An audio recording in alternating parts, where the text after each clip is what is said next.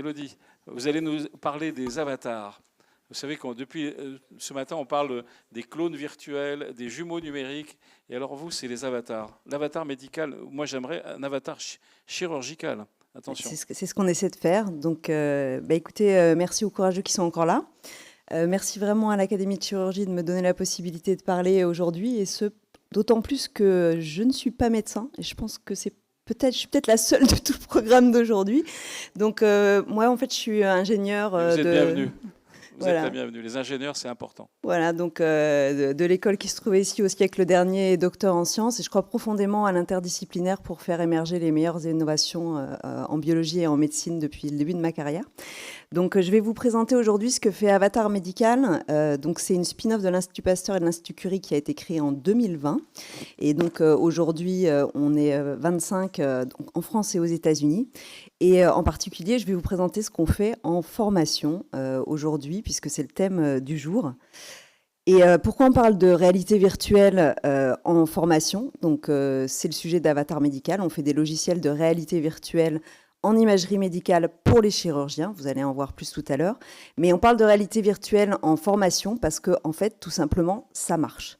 Et aujourd'hui, dans d'autres domaines industriels, l'aéronautique, l'industrie, c'est utilisé pour former les gens parce que les métriques sont là, l'efficacité est là, la productivité est là, les coûts sont là. Et donc, Alstom ou Lufthansa utilisent la réalité virtuelle aujourd'hui pour former leur personnel.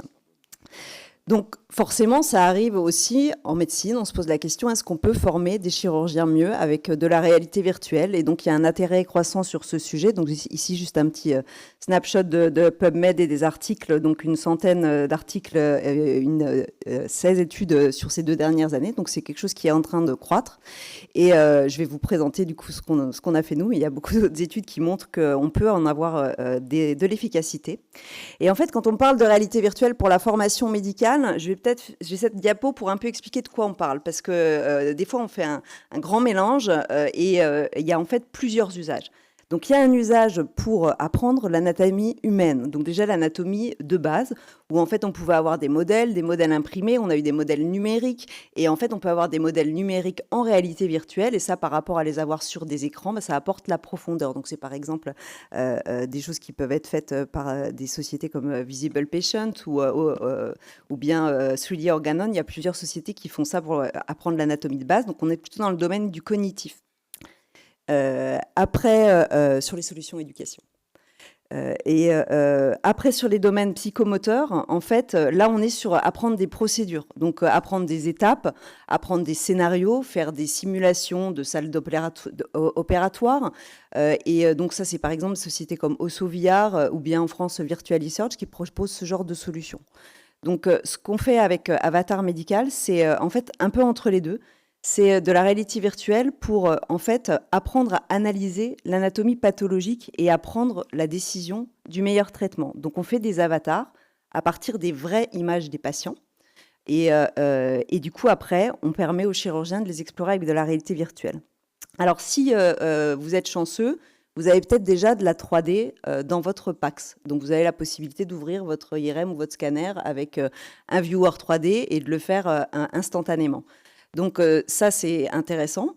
Mais en fait, nous, on a un outil clé qui permet de le rendre plus pratique et plus actionnable, qui est en fait de pouvoir optimiser les filtres directement en choisissant les éléments de l'anatomie qui vous intéressent. Donc là, vous allez pouvoir aller choisir dans votre coupe de radiologie un élément anatomique qui vous intéresse et vous allez avoir la visualisation en 3D qui va être maximisée pour la structure que vous avez sélectionnée. Et ça permet, même sans grande expertise en radiologie, d'arriver à faire quelque chose qui est utilisable. Après, vous pouvez lancer une séance de réalité virtuelle et naviguer avec la perception de la profondeur dans l'avatar que vous avez préparé. Alors, sur un écran, c'est toujours un petit peu difficile de vraiment transmettre ce que ça fait, la réalité virtuelle, parce que en fait, c'est du domaine de la perception. Mais ce que disent vos collègues, c'est qu'en fait, quand on a cette perception de la profondeur, eh ben, on arrive à capter quelque chose dans les relations anatomiques qu'on n'a pas quand on a de la 3D plate sur un écran. Donc, en fait, quand on a un viewer d'ICOM, donc une visionneuse d'images d'ICOM comme ce qu'on est, on peut en fait faire des avatars à partir de n'importe quelle image. Et du coup, il y a des multiples domaines d'application. On peut les utiliser à partir de CT scan en vasculaire, à partir d'IRM injecté en cérébral, en cancérologie, sur tout type de pathologie. Et du coup, c'est relativement transverse pour de la visualisation. Ce qu'il y a aussi dans notre outil qui fait partie de notre portfolio de propriété intellectuelle, c'est ce que vous voyez ici à l'écran, qui est en fait, quand vous êtes dans la session de réalité virtuelle, la possibilité d'ouvrir les vues de radiologie de manière synchronisée avec la position de la manette. Donc ici, vous voyez, quand la manette s'enfonce dans cette IRM, avec la croix blanche, vous allez pouvoir voir sur les coupes de radiologie où est-ce que vous êtes dans la coupe de radiologie. Et ça, en fait, ça a un effet intéressant, qui est que finalement, avec notre solution, on apprend l'anatomie pathologique, mais en fait, on apprend la radiologie en même temps, puisqu'on peut comprendre, OK, sur une coupe d'IRM, voilà à quoi ça ressemble, un anévrisme. Et c'est ça qui fait la différence dans ce qu'on propose par rapport à ce que d'autres sociétés peuvent proposer. Nous, c'est ce que viennent chercher nos clients, c'est la possibilité d'avoir un enseignement et de l'anatomie et de la radiologie en même temps. Vous avez aussi la possibilité de rajouter des éléments d'annotation avec des étiquettes pour créer après des contenus quand vous êtes un professeur d'anatomie. Et donc justement, en parlant de professeur d'anatomie, donc comment on utilise Avatar Medical Academy, ça c'est notre produit Académie en cours d'anatomie. Alors en fait, c'est ce que disait le professeur Nyando Timo tout à l'heure. En fait, sans les professeurs, on n'est pas grand-chose, nous. Hein. On fait des outils. Donc en fait, après, il faut imaginer comment on les emporte dans des expériences pédagogiques. Donc ici, je vous montre l'exemple de ce qu'a fait un de nos clients à New York, à CUNY. Donc, en fait, ils ont conçu un TP où ils apprennent l'anatomie cardiaque, d'abord à partir d'un CT scan annoté. Donc, le professeur explique ça, du coup, en affichant l'interface de notre logiciel sur le grand écran. Et après, par petits groupes, les étudiants viennent rechercher les repères anatomiques dans l'expérience de VR. Alors ici, vous avez un petit film où vous reconnaîtrez peut-être le professeur Romanosen Consari brièvement. Donc c'était en fait un des premiers pionniers de l'utilisation de cette technologie pour l'enseignement en chirurgie maxillofaciale à Paris-Cité avec Gebran Bouaoud. C'était même avant la création de la société, tout ça. Et ça a donné lieu en fait à cette publication où en fait ils ont utilisé la technologie. Donc c'était DIVA, c'était avant la création de la société, mais c'est ça qui a donné lieu à nos outils, sur une cinquantaine d'étudiants de 4e année de médecine pour apprendre à diagnostiquer des cas de traumas faciaux, donc soit avec une visionneuse classique, soit avec le casque de réalité virtuelle. Et donc, dans les résultats marquants de cette étude, bon, bah déjà une grande satisfaction des étudiants. Alors ça, peut-être que c'est pas anecdotique, peut-être qu'il faut redonner effectivement, comme ça a été dit plus tôt, l'envie aux étudiants d'apprendre de l'anatomie.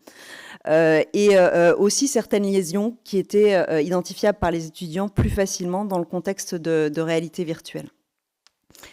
Je vous présente un deuxième cas pour peut-être illustrer aussi que c'est pas que pour les étudiants en médecine et les chirurgiens, ce genre d'outil. On peut aussi utiliser ça en fait pour former des paramédicaux. Alors ça, c'est une étude qui a été faite, pas encore publiée chez nos partenaires à New York. Alors c'est pour former ce qu'ils appellent physician assistants, donc ce qui est le plus proche, je pense que c'est infirmière de pratique avancée dans le contexte français. Donc pour apprendre de l'anatomie musculo-squelettique, avec du coup encore un groupe de contrôle en 2D et un groupe expérimental en VR. Donc là, l'idée, c'était une formation en radiologie pour apprendre à mettre des points de repère sur des scanners. Et donc avec du coup aussi une évaluation des résultats des tests et une évaluation aussi de cette charge mentale avec ici l'indice de la NASA. Donc ce qu'ils ont pu montrer, c'est que bon, bah, déjà on est content, avant-après on a augmenté de 55% les résultats des tests après la formation en réalité virtuelle significativement. En 2D, les résultats n'étaient pas significatifs, étonnamment. Donc en résultat des scores après la formation, 42% de plus sur les notes obtenues pour les étudiants avec la réalité virtuelle par rapport à la 2D. Donc en passant de 71% de score correct sur la VR par rapport à 50% en 2D. Donc des tests qui étaient faits plus rapidement pour les étudiants en VR et avec une réduction de certains paramètres de ces efforts mentaux selon le test de la NASA. Et enfin aussi, peut-être pour dire que ça peut aussi servir à l'intérieur des services, pas seulement dans les formations initiales. Donc ça, c'est la première étude qui avait été publiée avec le service de scénologie de l'Institut Curie chez Fabien Réal. Donc tout le monde a été impliqué, en fait, les 18 chirurgiens du service, et on les a fait analyser des IRM du sein avec soit notre technologie ou la visionneuse de leur PAX. Et en fait, on a posé des questions sur l'analyse précise de l'image, donc quel sein, quel cadran, le nombre de lésions, et aussi est-ce qu'ils pensaient, quelle stratégie chirurgicale ils auraient choisi, la vérité étant considérée sur ce paramètre-là comme ce qui a été choisi à l'époque. Donc c'était une étude rétrospective. Et ce qu'on a pu montrer est représenté sur les graphiques suivants, donc je vais vous guider pour les lire. Donc en fait, vous avez à gauche les chirurgiens seniors et à droite les juniors. Donc en fait, avec le viewer de radiologie, c'est les éléments, c'est le polygone qui est en bleu, et avec Avatar Médical, c'est le polygone qui est en rouge. Donc bon, on est content, avec Avatar Médical, c'est plus large, les scores sont plus corrects qu'avec le bleu. Mais ce qui est intéressant en fait, c'est de comparer entre seniors et junior, l'aire de ces formes. En fait, on a moins de différence avec Avatar Médical entre les seniors et les juniors qu'avec la vue en radiologie. Donc ça peut être une manière de compenser et de faire monter en compétence plus rapidement aussi les juniors sur l'analyse des imageries. Donc, quelques autres projets en cours, sans rentrer dans le détail. Donc, le premier aussi, une expérience pédagogique intéressante qui a été menée avec l'Université de Franche-Comté, qu'on a installée l'année dernière. Donc, en fait, ils ont mené un TP qui est double, où le matin, en fait, ils font de l'analyse de cas et de l'apprentissage de la prise de décision sur du clipage anévrismal sur les stations Avatar. Et l'après-midi, ils vont en labo de simulation pour faire les clipages qu'ils ont prévus sur des modèles 3D imprimés. Donc, je pense aussi que c'est vraiment des choses qui peuvent être combinées pour avoir une efficience maximale. Donc, on démarre aussi un projet de formation des infirmiers de bloc à l'hôpital Henri Maudor et des internes et externes à l'hôpital Robert Debré. Donc, ça, peut-être que je le présenterai une prochaine fois quand on aura avancé et qu'on aura des résultats. Donc, j'ai parlé aujourd'hui beaucoup de formation parce qu'en fait, aujourd'hui, en Europe, on n'était pas encore marqué dispositif médical. Donc, c'est finalement tout ce qu'on a pu faire en dehors de contexte d'études cliniques. Donc, c'est quelque chose qui va finalement arriver après un certain temps de longues galères administratives pas vraiment utiles pour le produit. Ça, je peux vous en parler si vous voulez savoir la réalité de cette chose. Mais du coup, ça va finir par arriver. Là, on a coché toutes les étapes. On n'est plus que dans un temps administratif. Et donc, l'idée, c'est aussi que vous pourriez avoir cette technologie si vous avez été formé avec, l'avoir dans la pratique pour ouvrir et analyser les cas, pour aussi donc en pré-op, mais pendant la chirurgie, le revoir potentiellement sur un grand écran au bloc, pour pouvoir l'utiliser comme support pour discuter en staff et effectivement continuer de former les internes et les jeunes chirurgiens. Donc voilà pour la présentation du jour, je vous remercie.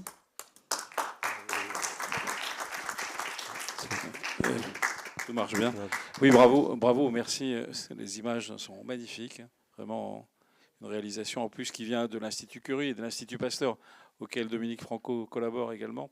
Donc, et puis les grands hôpitaux de France. Donc c'est vraiment, ça prouve que votre démarche est comprise et qu'elle va se développer. On vous souhaite beaucoup de succès et vous aurez l'aide de l'Académie nationale de chirurgie. Des questions, bien sûr. Oui, alors c'est une question plutôt pratique. Alors, peut-être vous connaissez le logiciel SciGlass, qui est un logiciel américain qui permet de colorier, en fait, de segmenter et de colorier des structures. Et donc, nous, en embryologie, on essaie de faire des cours sur SciGlass à plusieurs. Alors, ça coûte extrêmement cher. Il y a beaucoup d'interférences sur le réseau. Mais c'est vrai que c'est quand même très intéressant, quand on veut regarder une structure, de pouvoir le colorier lors d'un cours d'anatomie, de pouvoir redessiner. Alors, c'est vrai que sur ce qui est fait en live, sur les tablettes Anatomage, par exemple, comme ils font à Rennes ou autre, c'est bien parce qu'on peut zoomer et reprendre. Et c'est vrai que des petits ateliers en petits groupes, on peut colorier et segmenter des structures. Je pense que c'est un apport, ça correspond à dessiner à la craie, en fait, un petit peu. Et ça, c'est un vrai défi pour que ça ne plante pas au niveau du réseau, pour que ce soit bien. Et puis il y a aussi éventuellement la possibilité d'avoir différentes channels en fonction des structures, que ce soit des tissus mous, de l'os, etc., des vaisseaux, pour pouvoir enlever certains channels pour que ce soit moins lourd et qu'on puisse redessiner. Et donc ça, c'est une chose qui me paraît importante pour la formation. Je suis tout à fait d'accord avec vous. Alors sur l'outil de dessin, pour pouvoir très rapidement colorier des structures, en fait, Il va sortir bientôt. Donc là, je suis en train de le breveter. Donc ça va. Dès que j'aurai le droit d'en parler, je vous le montrerai. Donc c'est pour faire du tagging très rapidement. Donc ça, je pense que ça va remplir ce besoin-là. Par contre, pour les histoires de pouvoir enlever, garder, etc., ça amène des sujets beaucoup plus compliqués. Donc ce que vous voyez, on fait du rendu volumique, c'est ce qui permet d'être générique, mais ça ne permet pas de faire ce que fait, par exemple, Google Patient avec de la segmentation et du coup de la reconnaissance des contours, de là où sont les choses, qui après peuvent permettre de faire ces toggle on-off pour avoir ou pas l'affichage de certaines choses. Donc ça, en fait, c'est quelque chose où c'est très compliqué de pouvoir garder à la fois une généricité d'outils et d'amener ces fonctions-là. Parce que les algorithmes qui vont permettre de faire ces contourages, ils vont forcément être anatomie spécifique. Et aujourd'hui, même si les solutions se développent pour type Total Segmentator, si vous connaissez cet outil-là, ça peut faire le job peut-être pour de la formation, mais en fait, elles ne sont pas du tout à des grades médicaux pour pouvoir être déployées avec certitude. On a la chance d'avoir Luc Solaire qui pourrait répondre, parce que un grand spécialiste de la colorisation numérique, donc, et la soustraction et l'addition. Donc c'est la sélection finalement qui nous a montré très bien ce matin. En fait, je pense qu'il faut juste comprendre les différents outils qui sont proposés. Avatar médical, c'est du rendu volumique direct, comme vous le trouvez sur toutes les stations de travail, sur les IRM scanners.